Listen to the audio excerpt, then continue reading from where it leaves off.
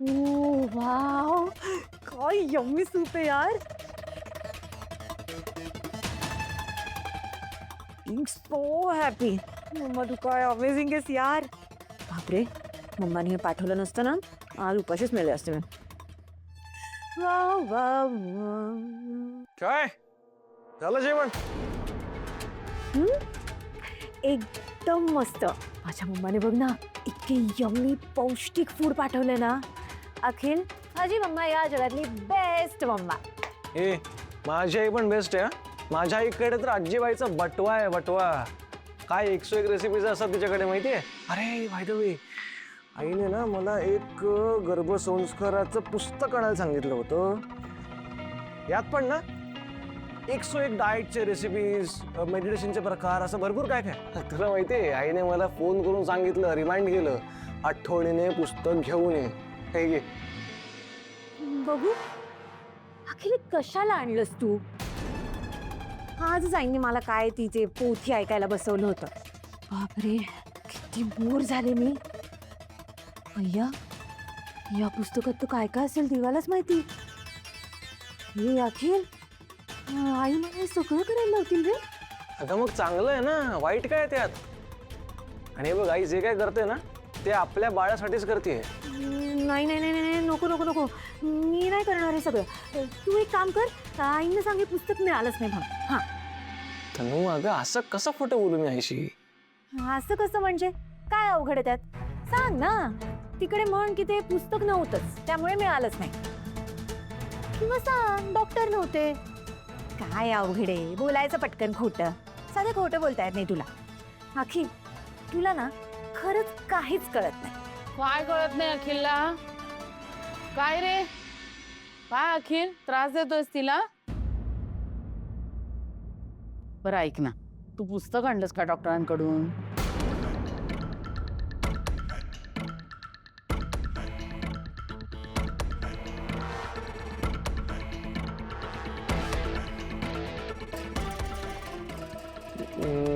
नाही आणलं. अवेलेबल नव्हतं ते पुस्तक. डॉक्टर मला म्हणालेत जेव्हा अवेलेबल असेल तेव्हा सांगू आम्ही म्हणून. काय? बरं ऐक, तू त्यांच्या कॉन्टॅक्ट मध्ये राहा आणि ते आलं की लगेच घेऊन ये. हा, बरं काम आहे मला, आलोच. मला ना तुझ्या बाळाला संस्कारक्षम बनवायचंय. मोठा झाला ना की वसुंधरा आणि बनी या दोघांनाही पुरून उरला पाहिजे. तो धाडसी बनवायचे त्याला. ज्याच्यासाठी आले होते तेच विसरले मी. हे धर, हात पुढे कर. अगं हात पुढे कर. हात, हो हो हो. हा नाही ग, उजवा हात. काय? Right hand. पुढे.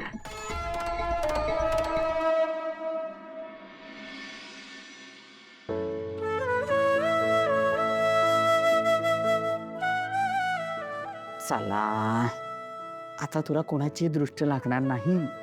त्या वसुंधरेची तर मुळीच. कधी एकदा तुझं बाळ येत आहे असं झालंय मला.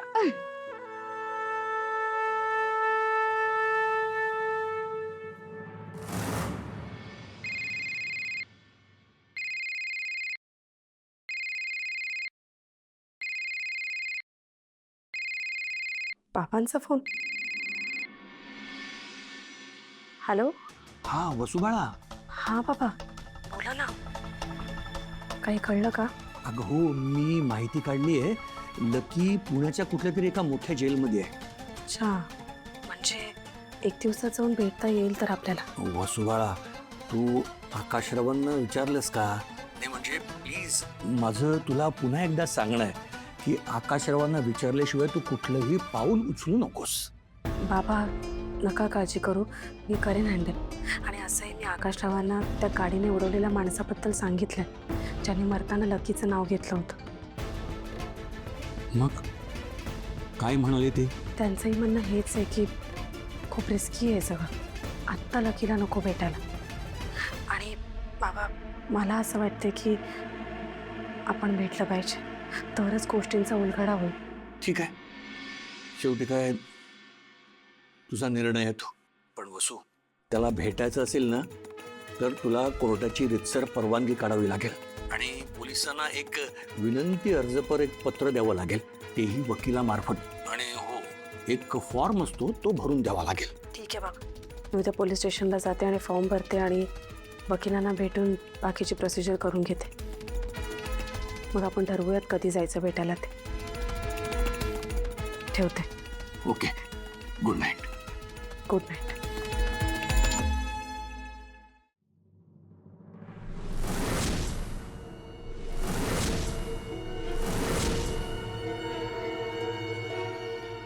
कोणाशी बोलत होतात?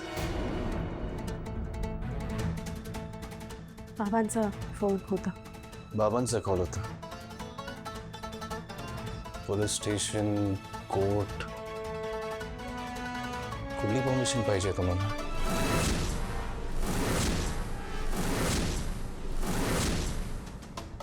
हो, त्याचं काय झालंय ते, आपली गावची जमीन आहे ना, तर त्या गावच्या जमीन आणि घराच्या अगेन्स्ट एक पार्टी आहे, त्यांच्या विरुद्ध कंप्लेंट करायची होती आणि वकिलांकडून नोटीस घ्यायची होती. हे याच विषयी बोलत होतो. बाबांना एकट्याला हे सगळं करायला जमणार नाही ना, म्हणून मी म्हटलं की मी त्यांना मदत करते. एवढंच ना?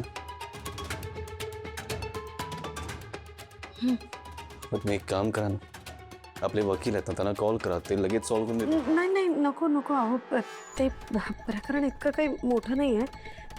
भावकीतलाच वाद आहे ना, होईल सॉल्व्ह. ठीक आहे, काही हेल्प लागली तर सांगा मला. आत्ता काही हेल्प हवी आहे तुम्हाला? नाही, बस थोडे भांडे राहिले ते काही घासून घे. मी करते पटकन. नाही रे.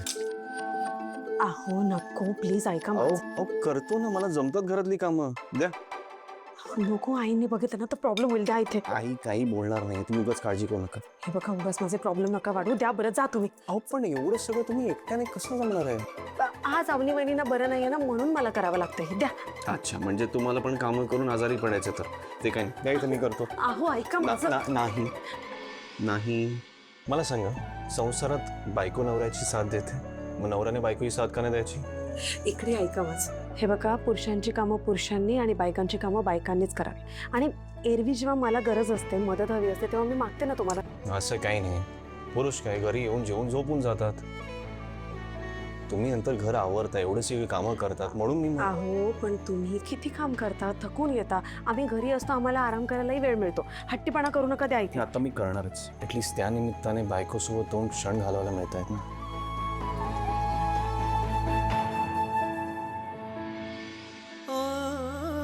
घरटे जीवाचे बांधूया पुन्हा जरा, डोळ्यातून मायेचा वाहू लागला जरा. कसे झोंबते असे चांदणे, मनाला तरी सुखावे सुखावे.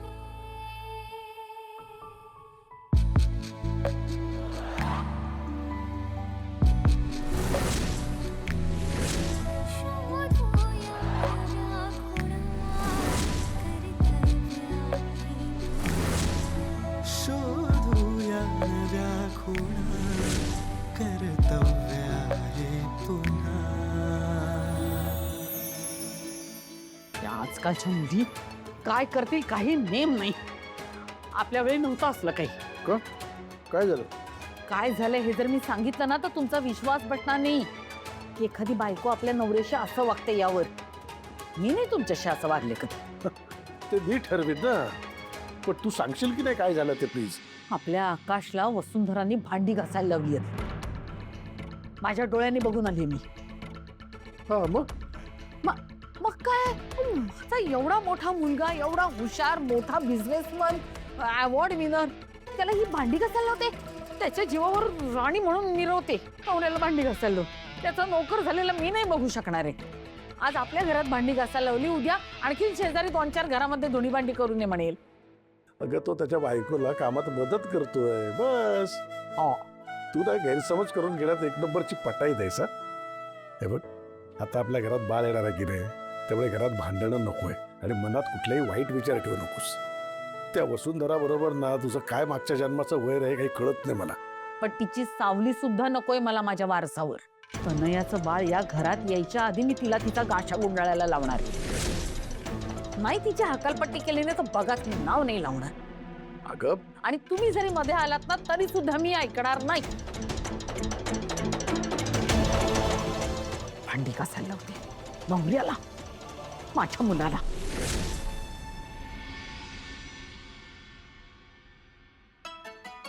ते घालात हो. डबा आणते. आकाश त्या क्लायंटची माहिती काढलीस का तू?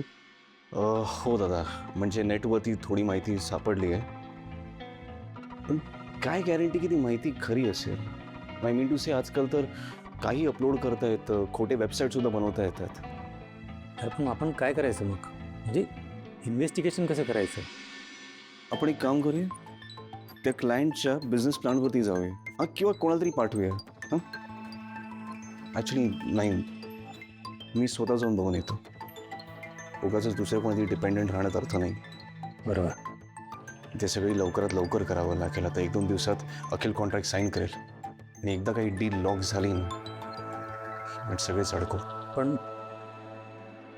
आकाश, आपण पुढची मीटिंग कधी करूया? मी लवकरच शेड्यूल करू आपण. ठीक आहे. झालं, आवरलं सगळं? येस. ठीक आहे, तुम्ही या पुढे, मी डबा घरी घेऊन आलो.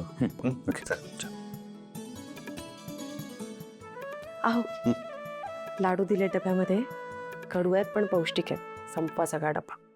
हो, तर तुमचा हात लागल्यावर ते कडू असतील का? काहीतरीच काय तुमचं. तनयासाठी केलं, आईने करायला सांगितलं ना म्हणून केलं. आवडले असतील ना तिला खूप? तिच्या नाटकामुळे तुमचा व्याप वाढलाय. अहो, व्याप माझा वाढला असला तरी ताप तिला होतो. दिवसातून 3-3 वेळा खाऊ घालतात आई. घ्या. आजचा दिवस चांगला जाणार. का? तुमचा हसरा चेहरा पाहिला. बाय. बाय.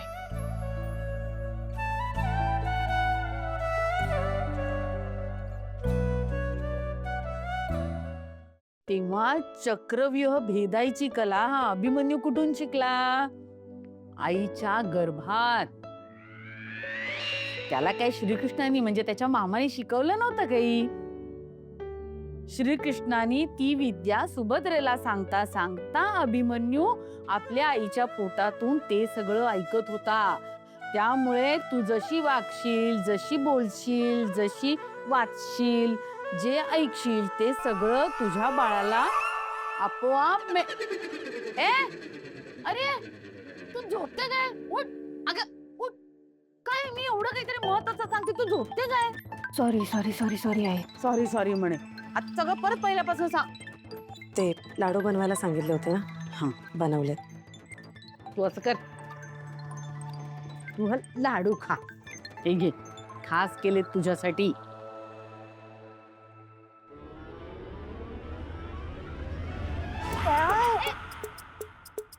आई किती कडू लाडूशी. असं काढतात का तोंडात? खा. तू वेडी आहेस का? मेथीचे लाडू येते, कडूच लागणार पण पौष्टिक असतात. खा. दिवसात ना 3 लाडू तरी खायचेच. आकर. नाही, ते थोडं एक लिंबा एवढा लाडू आहे, संपवायचा. आई, आ? आई हे बघा, बघितलं तुम्ही हे काय आहे? हे बघा किती जंक फूड आहे या बास्केट मध्ये. बाळासाठी चांगलं नाहीये इतकं जंक फूड. अगं तनया, काय हे? हा, मी तुला सांगितलं होतं ना असलं ते तेलकट, तुपकट, जंक फूड असलं काही खायचं नाही म्हणून. एक मिनिट, विशाखाने कसं काय आणून दिलं तुला? तिला आता फोन करून छापते चांगली. नाही, मी सांगितलं. तू अखिलला मला खूप क्रेविंग्स होत होते. हे पण चप्पल मी खाल्लं नाही त्यातलं काही. खरं चप्पल नाही ना खाल्लेलं? नाही. Very good. वसुंधरा, ते सगळं एका पिशवीत भर आणि कचरा कुंडीत फेकून दे. हो आई. आणि परत ह्या असल्या गोष्टी आपल्या घरात येता कामा नये, कळलं? अखिलला पण मी चांगलं बघून घेणार आहे. आई, हा लाडवांचा डबा इथेच ठेवत्या आणि हवं तर अजून एखादा भरवा तिला. खागत नाही, पौष्टिक असतात. हा भरवते ना, कशी खात नाही बघते, मी बसली समोर आकत. आकत आ कर आ आ मोठा आ. आता एकच घास राहिला. एवढी कडू लाडू मला नकोय. मी वसूच्याच घशात घालते लाडू. शहाणी कुठली.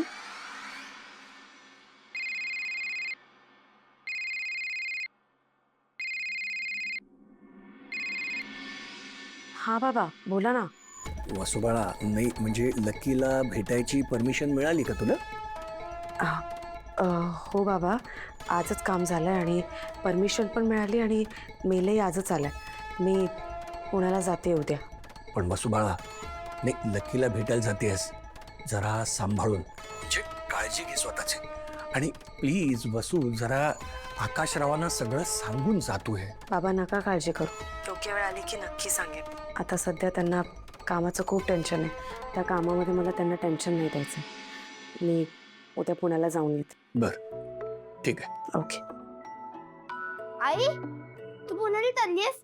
मी पण येतो पुण्याला. बानी, अरे मी एकटी नाही चालले. आजी आजोबांसोबत चालले. आजी आजोबा आहेत? मग खूपच मज्जा आहे. खूप दिवस मी त्याला भेटलो पण नाहीये.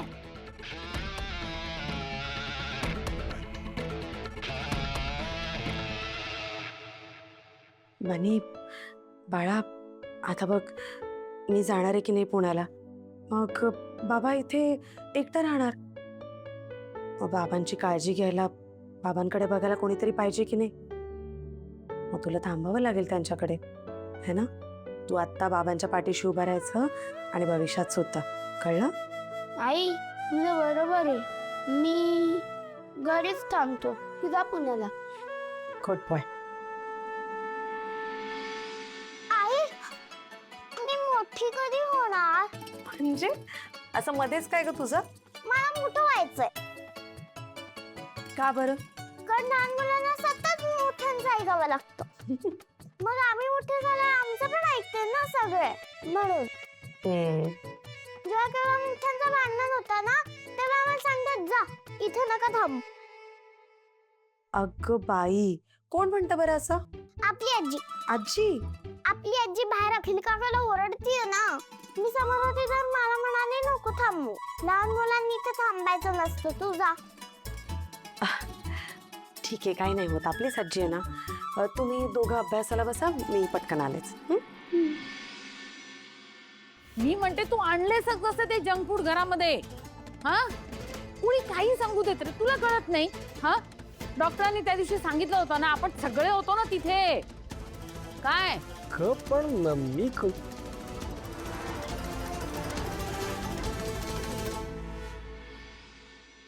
वसुंधरा, हे घे बाबा, पाहुणीला या भाज्या दे. आणि तू आधी नीट चेक करून घे. मागच्या वेळेला 2 भाज्या कमी होत्या ना, खूप ओरडली होती ती बाबा. बघून घे नीट. काय तुला काय झालं फिदी फिदी फिदी हसायला?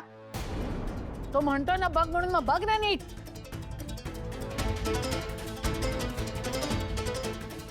तू पण काय रे भास्कर, अवनी काय रागवेल? अवनीने हे सांगितलं की हे करायचं, ते सांगितलं की ते करायचं. बाळकोबा सांग का मी नुसता. त्यांनी पोरं म्हणजे ना बायकोचे बैल आहेत. एक जण भांडी घासतोय, हा जंक फूड आणून देतोय आणि हा भाज्या आणतोय. उद्या बायकाने तुमच्या पाय चेपा म्हणलं ना तर तेही कराल तुम्ही. आई, पहिली गोष्ट, मला वसुंधराने काम करायला नाही सांगितलं होतं. मी स्वतः त्यांची मदत करतो आणि मी पहिल्यांदा थोडी ना केली. म्हणजे करायचंच ना तू. आता पण भांडी घासलीच ना.